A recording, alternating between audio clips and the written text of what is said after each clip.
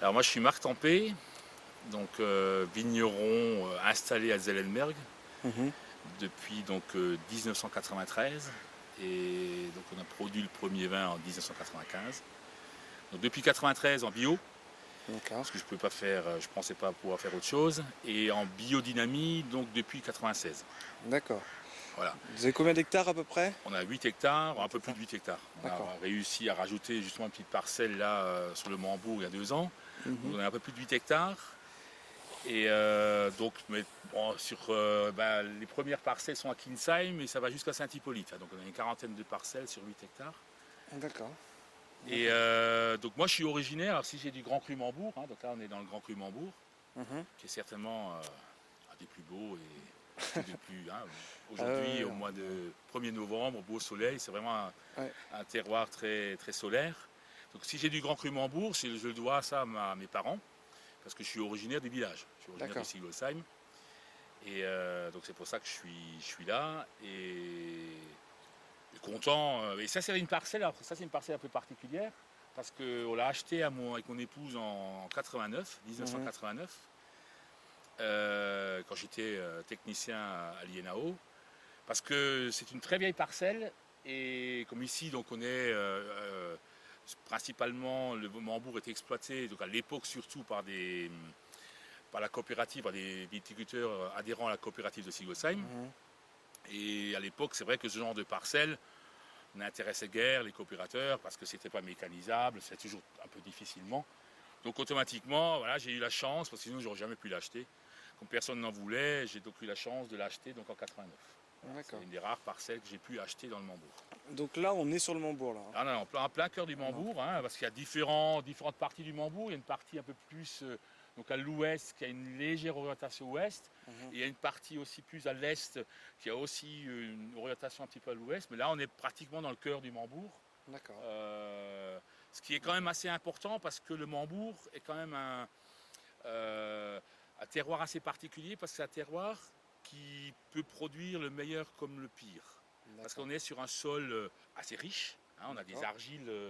euh, des argiles, donc c'est un argilo-calcaire, mais il y a quand même une possibilité d'en faire, on peut en faire du rendement. Mhm. Donc la grande je dirais, difficulté ou ce qui est intéressant pour faire un grand vin dans le Mambourg, c'est justement d'arriver à maîtriser cette vigueur, hein, D'accord. que la vigne a assez facilement si on la laisse un petit peu faire et si en plus on lui amène un petit peu de quoi manger, Ouais, ouais, ouais. vous savez, petits granules bleus là. Donc ça, c'est Mhm. automatiquement, c'est catastrophique parce que on a des gros rendements et les vins deviennent lourds et non plus cette minéralité. Hein, D'accord. parce que ce qu'il faut arriver à réussir dans le Mambourg, c'est justement avec cette magnésie et ces roches calcaires, il faut essayer à transmettre ça dans le vin. Hein, et à ce moment-là, les vins sont extraordinaires. D'accord. Donc quel type de vin on pourrait avoir alors en gros sur si on veut synthétiser? Alors, Sans parler de. quel type de vin? Donc déjà, il y a une notion de cépage, hein. Oui. Si on regarde un petit peu plus à l'ouest, donc on a le Grand Cru Schlossberg, qui est Mhm. sur du granit. Donc ça, c'est à 90% planté en Riesling. Ici, traditionnellement, dans le Mambourg, donc il y a encore 20 ans, 30 ans en arrière, c'était du Gewürztraminer. Hein, parce que le Gewürztraminer est un cépage qui aime le chaud. Hein, il faut qu'il fasse bien chaud. Mhm. Pour avoir de la minéralité dans le Gewürztraminer, il faut du calcaire. Donc Mhm. automatiquement, cette combinaison donne des Gewürztraminer très, très très bons. Hein. D'accord. Surtout des Gewürztraminer, hein, parce que souvent la difficulté dans le Gewürztraminer, c'est que on a soit des vins qui sont un petit peu riches, lourds, avec des sucres en Ouais, excès. ouais, ouais. Et la combinaison avec le calcaire donne des Gewürztraminer, justement, qui ont une, avec toujours cette richesse, cette rondeur, mais qui ont une finale sur l'acidité. Donc un bel équilibre. D'accord. Et c'est ce que je fais depuis maintenant, depuis que je suis ici. J'essaie vraiment de jouer là-dessus et justement d'avoir des vignes, et on le voit un petit peu, qui ont donc des très vieilles vignes et qui ont un rendement, donc une vigueur très faible. Et c'est Mhm. là qu'on arrive à faire des grandes minéralités. D'accord. Bon, on va goûter un de vos vins? Ben, voilà. Tardy 2008. Justement, ce terroir on l'a classé un petit peu en terroir précoce. Moi, je pense que c'est un terroir précoce, mais qui a la chance, justement, et en passant, on l'a vu, hein, il y a encore des raisins qui sont dans les vignes, des gibus staminaires, parce que c'est un terroir qui permet justement de laisser très longtemps le raisin et de profiter au maximum de cette maturation, qui est une maturation relativement lente, à condition d'être sur des cépages qui peuvent le permettre. Oui. Hein. Et le Gewürztraminer est un cépage, vous pouvez vraiment le laisser très longtemps, à condition qu'il n'y a pas trop de vigueur, parce que sinon il y a voilà. Alors ce qui est intéressant, donc ça c'est donc la technique un petit peu au domaine, hein, donc c'est des rendements très bas, peu de vigueur dans la vigne, et après il y a un élevage très long. Hein, là-dessus, il y a un élevage de 2 ans, hein, sur lit. Voilà. D'accord. Et donc automatiquement, on a des belles couleurs jaunes. Hein, on voit que c'est quand même un vin qui à l'origine est riche, hein, parce que le disque est épais. Mais il y a toujours dans ces jaunes, il y a toujours un petit reflet, je dirais un peu minéral. Hein, c'est le reflet un petit peu vert, hein, même si c'est un Gewürztraminer. Et on va le retrouver justement dans le nez. Hein, on a ce côté, cette fraîcheur, un peu d'acidité qu'on sent au nez. Et on est tout de suite sur les agrumes. Hein, je crois que c'est vraiment caractéristique. Hein. On est sur déjà un petit peu de citron, hein, pamplemousse. Et derrière, on sent un peu les zestes d'orange, hein, de mandarine. Voilà. C'est d'entrer dans le nez. Et ça, c'est vraiment très caractéristique du Gewürztraminer sur des sols calcaires comme ça. Et c'est ça qui est extraordinaire, parce que nulle part au monde, on peut faire ça. Donc c'est un vin botrytisé. C'est un vin botrytisé à 80% botrytisé. Parce que la finesse, enfin on dirait au nez on sent le botrytis un petit peu, voilà, mais il est très fin. Voilà, très fin. On a ce côté un peu miel, hein, voilà, ces arômes un peu sur le miel, hein, qui sont liés au botrytis. Mais c'est ça qui est extraordinaire ici aussi. Comme on a quand même un terroir très solaire, le botrytis s'installe doucement.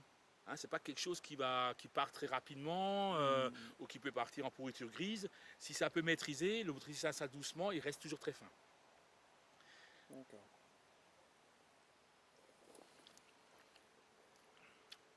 Alors en bouche, hein, on retrouve un petit peu ces caractéristiques qu'on avait au nez. Hein. On a cette attaque sur la sucrosité, parce que c'est quand même un liquoreux. Hein, on est dans le registre un peu des liquoreux.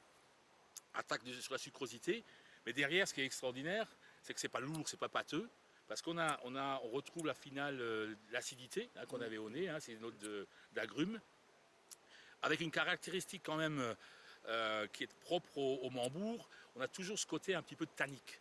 Hein, on a toujours un peu de tanin qui revient en finale. Voilà. Donc ça c'est caractère de Mambourg, que ce soit même en Pinot Gris ou les Riesling ou ce qui se fait en Mambourg, vous retrouvez toujours une finale un petit peu sur le tanin.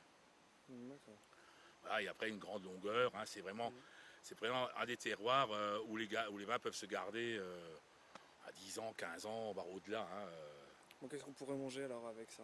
Ah, qu'est-ce qu'on peut manger avec ça? Bah déjà rien, moi je dirais voilà, on prend un verre. Déjà avec un copain? Avec un copain, ou une copine aussi, ouais, une copine. C'est vraiment le vin qu'on peut prendre en apéro, on peut le prendre en fin de soirée, voilà, quand on est assis dans un fauteuil tranquillement. Alors l'association, il y a une belle association donc sur les fromages, style on cite souvent le Munster, mais sur un Roquefort, c'est extraordinaire. Et moi, j'ai fait l'essai récemment chez mon ami Jean-Philippe Guggenbuhl, la taverne alsacienne, que vous connaissez certainement. Par exemple, des gambas grillées, hein, avec un petit filet de miel au citron, avec un Gewürztraminer comme ça, c'est un grand moment. Voilà. Tout simple. Je pense que les grands vins, il faut des plats simples, précis. Voilà. De toute façon aussi, les grands vins sont faits simplement. C'est vrai, les grands vins, c'est... On essaie, nous, vignerons, d'accompagner un petit peu ce que la vigne nous donne. Et alors, surtout, ce qui est important aussi, ce qu'on n'a pas cité avant, c'est que le Grand Cru Mambourg a quand même un microclimat très particulier. Ouais. Hein, c'est la colline certainement du vignoble alsacien la plus avancée vers la plaine. Il y a très peu d'effets,